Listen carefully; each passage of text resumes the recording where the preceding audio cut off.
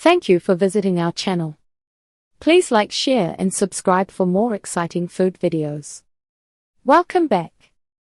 In part 2, we continue where we left off and go deeper into the topic.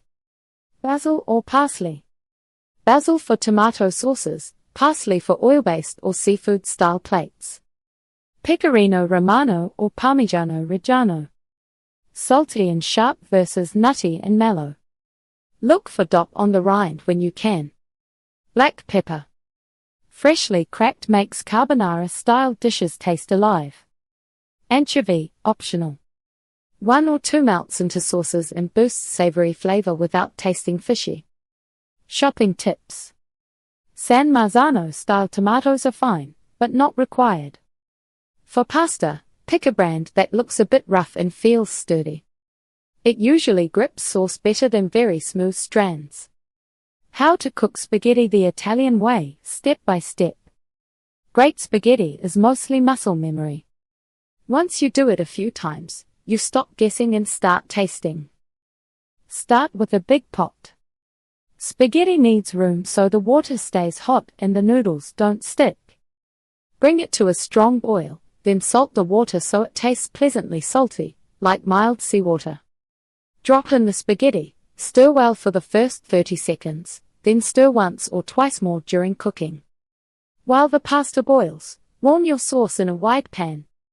Wide matters because you'll finish the pasta in that pan, and you need space to toss and coat. When the spaghetti is almost done, scoop out a mug of pasta water before draining. That cloudy water is your secret weapon.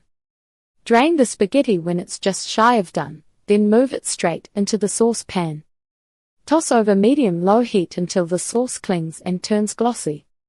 Plate it right away. Spaghetti waits for no one. Boiling water, salting it right, and hitting al dente on purpose.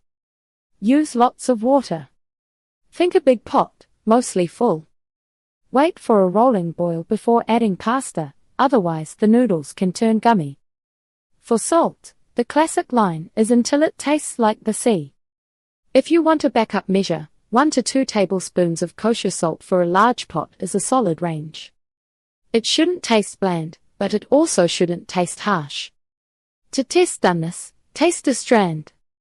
You're looking for a tender noodle with a tiny white center, not a chalky bite. If you plan to finish in sauce, you should pull it about 1 minute early. Finish the pasta in the sauce, then use pasta water to make it silky. This is where good turns into restaurant level at home. Add drained spaghetti to the pan of sauce, then add a splash of pasta water. Toss or stir for 1 to 2 minutes. The starch in the water thickens the sauce and helps oil and water mix, so you get a smooth coating instead of greasy puddles. Keep heat under control. Garlic should soften and smell sweet, not turn dark. Tomato sauce should bubble gently so it doesn't scorch. If the sauce looks tight, add a bit more pasta water. If it looks thin, keep tossing for another minute so it reduces and grabs the noodles. Thank you for watching. Please remember to like, share and subscribe.